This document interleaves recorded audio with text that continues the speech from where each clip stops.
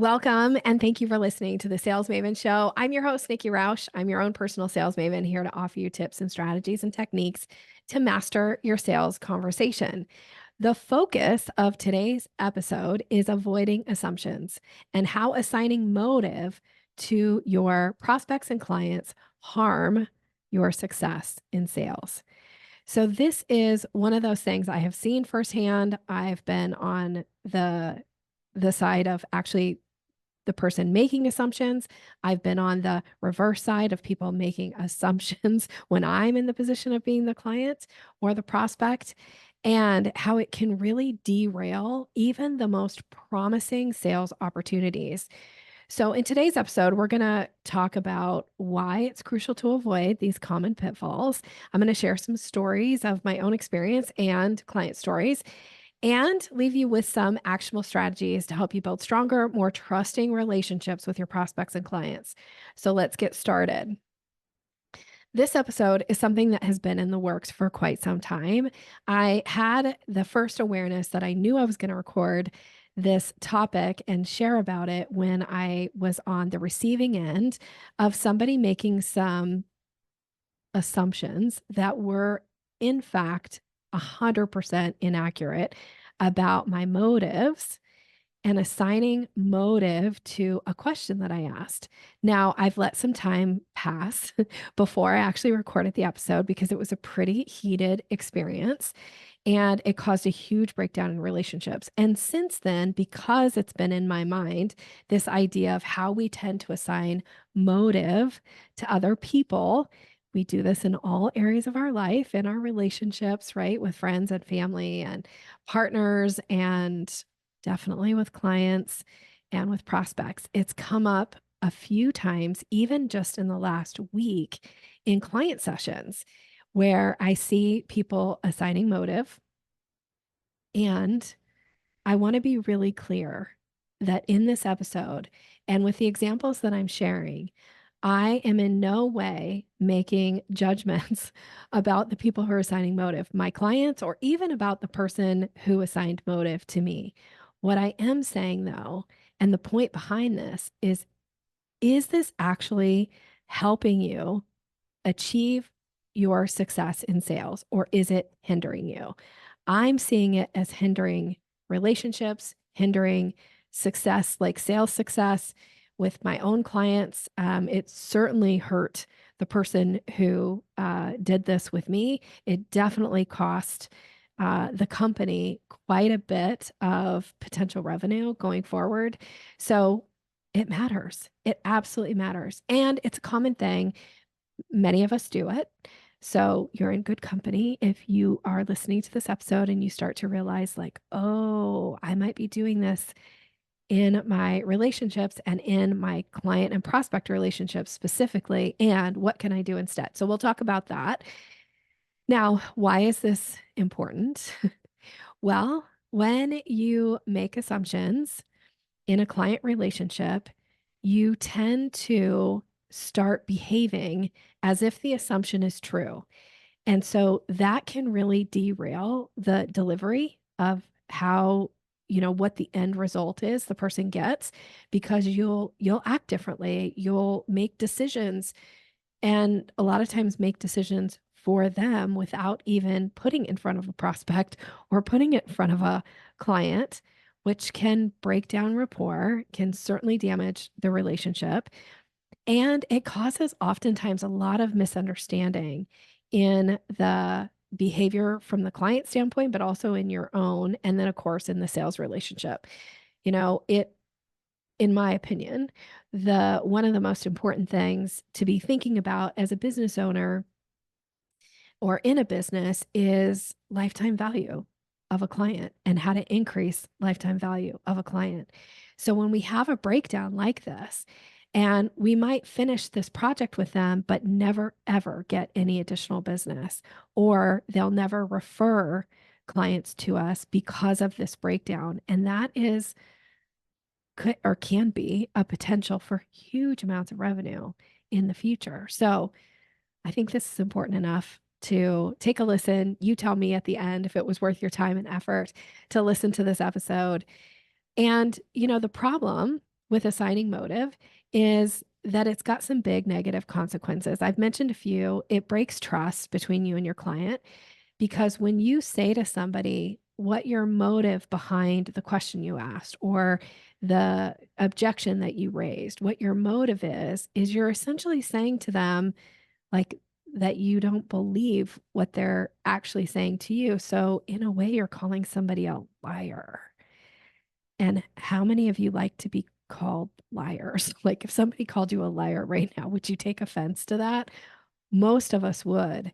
And when you send the message that you don't believe the other person and the trust breaks down and you're essentially calling them a liar, that can be a really hard one to come back from in a relationship. Obviously, it also creates misunderstanding and can create quite a bit of tension in the relationship.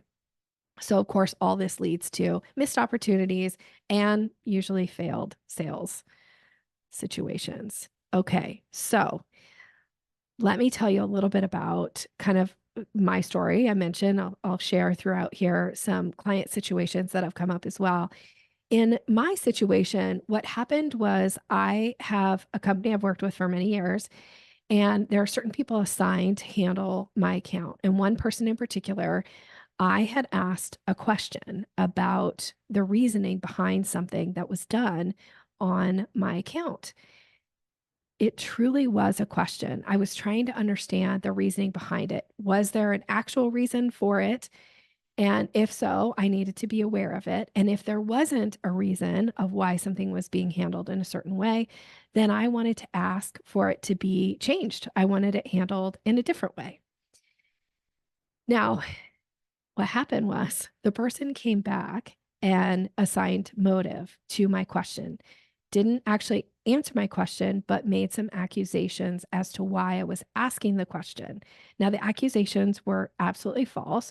One was that the person who was asking the question was trying to cause trouble, and I think the other one was that the person who was asking it obviously had not been looking through all of the previous uh, deliverables and paying attention to them, which was also not true. And I was the person asking the question. They implied it was somebody on my team. It wasn't, it was me.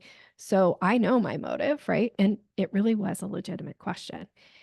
Now, I went back and said, like, none of these things are true. Here's my motive behind the question, to which it just continued to escalate. This person like doubled down and sent a pretty I'm going to say, oh, way over the line, very disrespectful, never a way you would talk to a client response to my response back, which basically said, like, those motives that you assigned are inaccurate.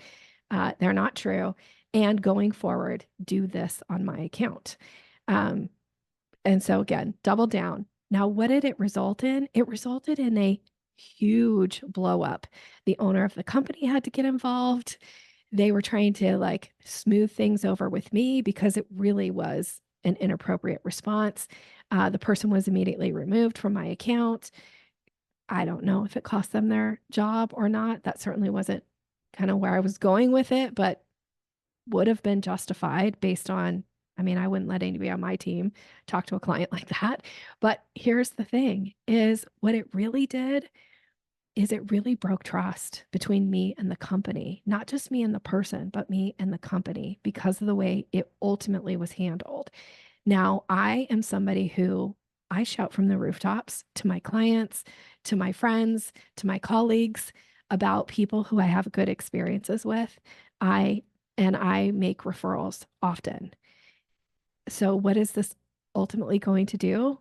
The referrals from me will never happen again because I wouldn't trust sending somebody who I know and like to a company that would have somebody on their team that would behave like this. So that's potential revenue right there.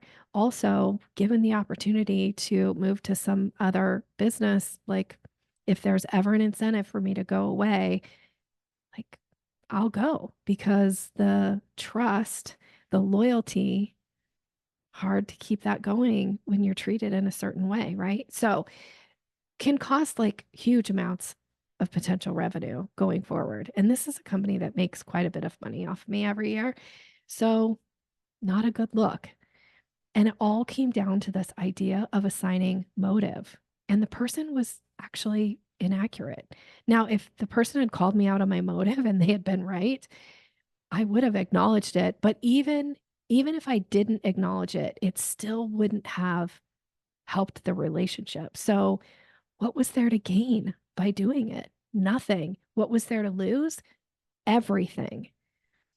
So, when I'm talking about this idea of assigning motive, I would really challenge you to ask yourself, like, what is there to gain? Because sometimes people think that what is to gain is to be right. Now, I'm somebody who likes to be right.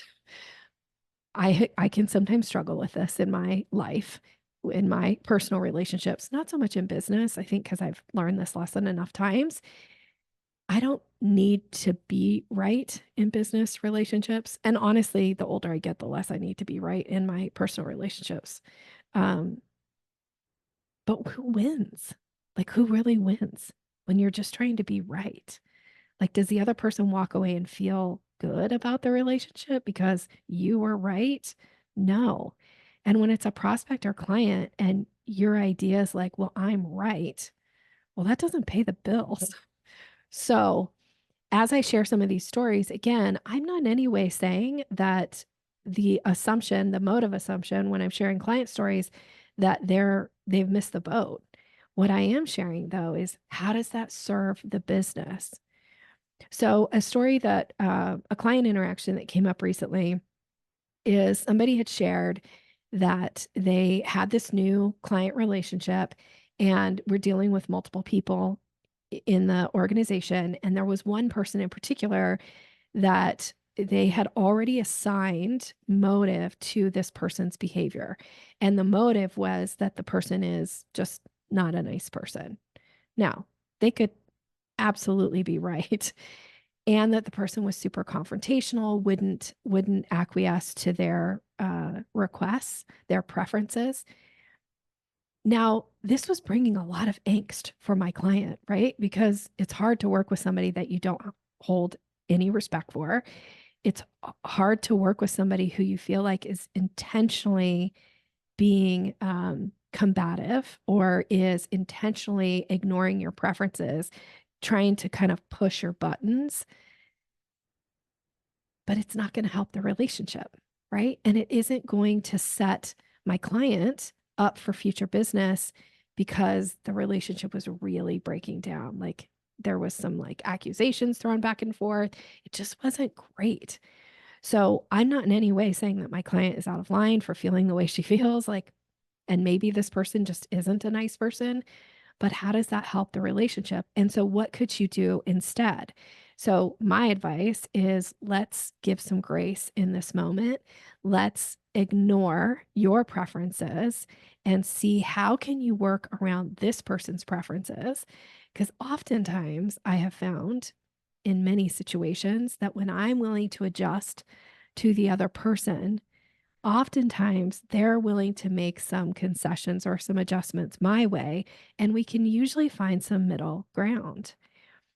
But if you dig your heels in and you want to be right about this person's behavior, about their motive, that you've made assumptions about why they're doing what they're doing, why they're acting the way they're acting, why they're saying what they're saying, does it actually lead to deeper connection and better relationship? And does it set you up for future business? Or could this potentially cost you all the business that they've already agreed to hire you for? And that's where I was worried my client was like, you're on the verge of maybe potentially losing this business. And hey, it's your business. So if you're totally okay not having the business, like fine, walk away. Like it's your choice. But if you really do want this revenue that comes in and you think there's some opportunity for future business, like how can you make it work? What's your ultimate outcome? The ultimate outcome is to deliver at a really high level, delight your clients so that they will shout from the rooftops how amazing you are. And hopefully that will spur additional business with them and possibly recommendations and or testimonials, reviews all of the good things that happen when you deliver at a high level. And that is how you earn repeat business. This is how you increase client value, lifetime value. All of these things are super important. So let's talk about some common triggers to be aware of when you're tempted to assign motive. Um, there's some things that can come up. One is maybe there's a lack of clear communication from the client. Like we all know that sometimes we think we've been clear with the client. We send them like, I need these 3 things to get started, and then crickets, right? And so you assign motive often. I hear this over and over again where they're like, oh, they just don't value my work, so they're not taking action on it. It's like, well, or could we approach it as if maybe they didn't see the first message, or they saw it and they were busy with something else and they forgot? Like, what if we gave them some grace here and asked them for the information again? So, when there's a lack of clear communication from the client, maybe we just need to ask, how can we make it easier for them to get me the information that I've requested? Or how can we make it easier for them to be more clear in their communication? The other thing that can trigger this is if you've got some personal insecurity or some biases. Now, I'm not, believe me, I've got plenty of personal insecurities. There's a lot of things that come up. I know one of my triggers that can really get in the way and really trigger my like assigning motive is when someone questions my integrity, or if I perceive that they have questioned my integrity. Huge trigger. And I got to be able to recognize, like, oh, are they actually questioning my integrity, or am I assigning that motive in this mode here? Oftentimes, it's me assigning motive. So, what can I do instead? The other thing that can come up, a common trigger, is that you've had a previous experience that's influencing your current interaction. This was a situation in a conversation that I had with a client just the other day where the person had voiced an objection about moving forward with hiring my client. And my client was assigning the motive to their objection meant that they didn't actually see the value of the work, didn't really value my client's expertise. And this was based on when we kind of dug into like what was going on for my client and what was causing, because if you heard the objection that the person gave, not everybody would just assume that it meant that they didn't value. Like it could actually mean a couple other things. So when I dug in with the client a little bit, it really came up that it was based on a previous experience. That's common, right? Like we make decisions based on things that we've had experiences in the past. This person did this, and this ultimately was their motive. So now when somebody else does something similar, I'm going to assign that same motive because you've got some experience with it. It totally makes sense. However, does it serve you in a sales situation? And in this particular case, with this particular client, it wasn't serving her. It was actually causing her so much angst. Like my heart hurt for her at how much angst this was causing. And when I, gave her this idea of like, okay, so if you're assigning motive, what if we took their objection at face value and we looked at it from a different perspective and was willing to address it at face value of what they actually objected to instead of assigning the motive that they didn't value you? What if we tried to offer a solution to their very clear objection? What would happen then? I think she would say she left the meeting feeling much more inspired and empowered in those conversations because we gave her some language of what she could say when she found herself in those situations that might reveal that the motive that she was assigning wasn't actually true. It can happen, right? Can you be open to like, okay, maybe I could actually have some misconceptions or some experiences that are driving this.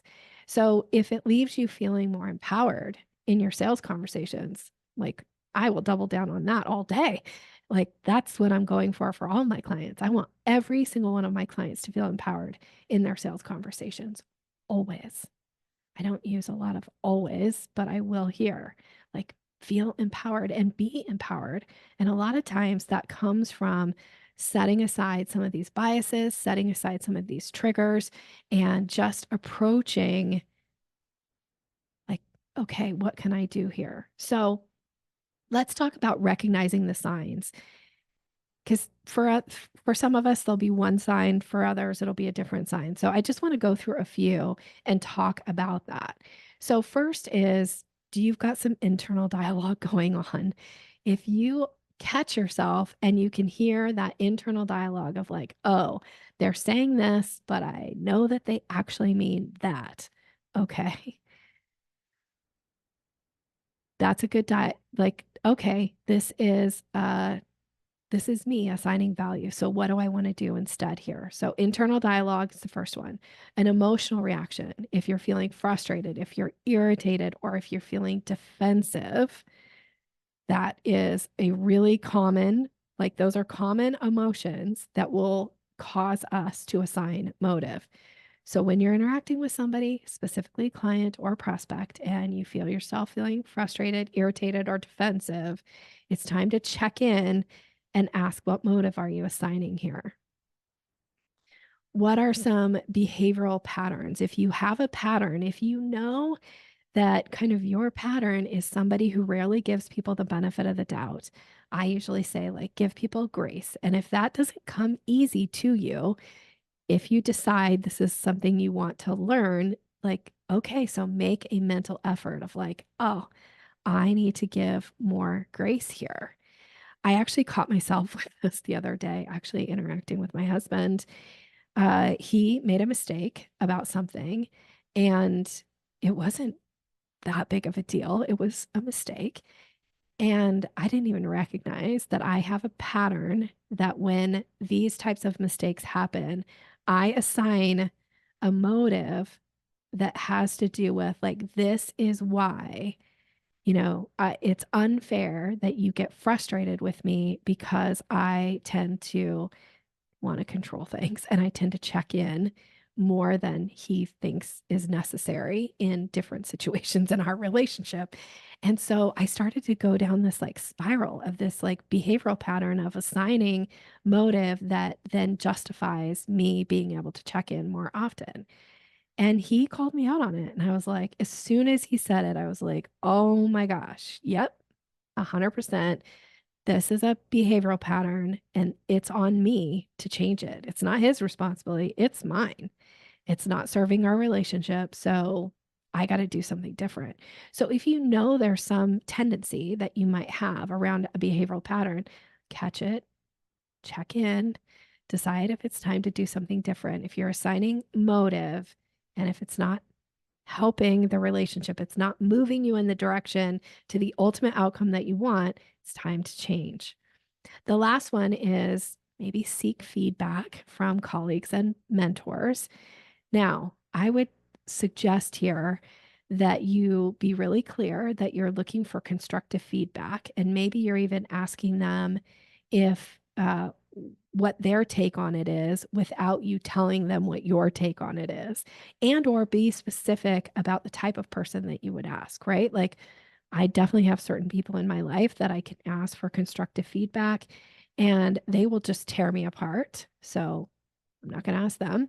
I have other people. I have one friend in particular. I would say, like, I could call her and say, like, I just murdered somebody and I'm not sure what to do about it. And she'd be like, girl, I've got my shovel. I'm coming over. Like, it doesn't matter what I say or do. Like, I'm always the hero, which I love her because she always makes me feel really good about myself. But it's like, I can do no wrong in her eyes.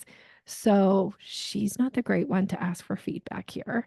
I need to ask somebody who will be constructive, who will be kind, but who will say it like it is. So whether it's my coach or whether it's a friend that I know that is going to give it to me straight. And that's what I would say for you is, who is the right person for you to ask for feedback on it. All of these things will help you recognize your signs. And then once you do recognize the sign, what can you do with that self-awareness? What are some things that you can do to help yourself be better in these situations? First is manage your internal state of mind. This is something that comes up a lot. I talk with clients a lot about it. I actually teach it in The Power of the First Impression. I talk about state management and the importance of doing something before you go into a conversation, especially with somebody who triggers you, having some kind of a ritual or something that gets you in the right state of mind and allows for you to be kind of protective, like really focused in this particular interaction without bringing all your other kind of, bringing the kitchen sink and all the other junk that's going on in your life into that meeting. So managing your internal state is super important. I use the NLP mandala. This is something I teach in The Power of the First Impression. I know many of my clients use the NLP mandala to manage their state, but that is going to give you a really good chance of success in those client interactions to keep you really focused in the conversation. The other thing is, can you practice some empathy and or grace? I think that's always important. When you're not sure about something or when you want to assign motive, pause and ask a question. Ask yourself the question first. Like I'm going to say, seek clarification. That's actually on here as well. But sometimes you need to ask your own question of yourself, like what is my trigger here? Why am I feeling frustrated or why am I feeling irritated or why am I feeling defensive? Is this am I assigning a motive here or do I have a legitimate like reason to behave in this way? And then seek clarification from the prospect or the client. So ask a clarifying question. So for instance, you might say, can you share more about what's on your mind regarding, what you just said? Or would you be willing to expand on what you just said? Or I'm not sure what prompted that question from you. So if somebody asks you a question and you're not sure, like, oh, I feel judged just by the question they asked. Would you be willing to share what prompted that question? These are all really useful things to have in your back pocket and be able to like bring out into a conversation. And then the last thing from a self awareness and exercise is practice active listening. Be really present in the moment. The way I am present in sales conversations is that I do something to manage my internal state before I go into the meetings. So that's for me the NLP mandala. But active listening means I'm not paying attention just enough to respond. I'm actually paying attention to what somebody's saying. I'm listening to what they're saying. And I'm not trying to formulate my response. I'm not planning my response while I'm listening. This can be hard to do. If you're planning your response while you're listening to something that somebody's saying to you, you're actually in what's known as conversational listening, listening just enough so you can respond. That's not the best thing in sales. Active listening. I actually teach active listening as well. It's so important to pay attention and set aside your response. And like your response is going to be there. You're going to have your response. You don't need to plan it while the person is talking. Like it will come. Trust that. And then, approach things with a curious mindset. This is like what to do instead. Be curious when you find yourself in these situations. And, when I say be curious, you need to practice like depicting curiosity.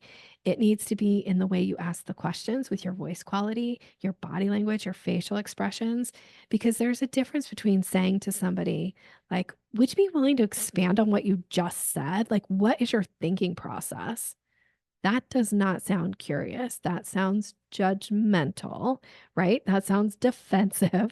But if you could say, would you be willing to expand on what you just said, the thinking process behind XYZ? Now you actually sound curious. So that's really important. Ask open-ended questions so you get some kind of insight into their perspective. Practice active listening. And then the other thing is, build trust through transparency. Like leave space for people to be open and honest. Create a safe space.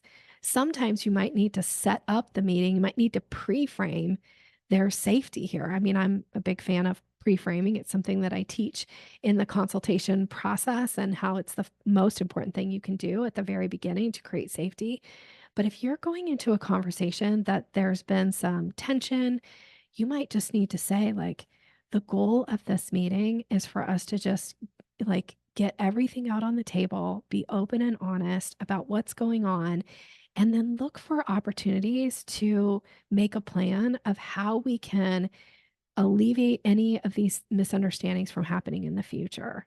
So I just want you to know that this is a safe place for you to put on the table anything that you want to share here. And I'm going to ask your permission that I'm able to do that as well, right? Like, won't that help in the conversation? Okay, so motive assignment.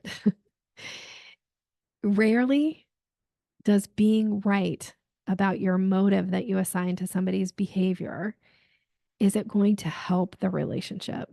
So, in order to be successful in sales, we have to keep our outcome in mind, which is to earn the business, which is to deliver at a very high level so that our clients are happy and satisfied and at some point may shout from the rooftops and become great ambassadors out in the marketplace for us. Like, I think that's ultimately like what we're going for with sales. Build strong relationships, build rapport, and see what's possible.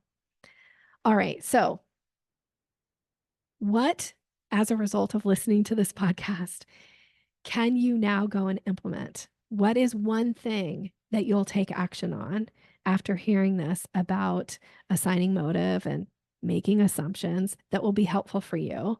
And would you be willing to share with me? Reach out to me. I'd love to hear what was your big takeaway from this episode. And also, if you have an experience that you have found yourself in this situation or something that's hindering you in some way, you're welcome to share that as well. I invite feedback. I invite your stories. I am so delighted to have you here listening. I wish you continued success in all that you're doing. Have a great rest of your day.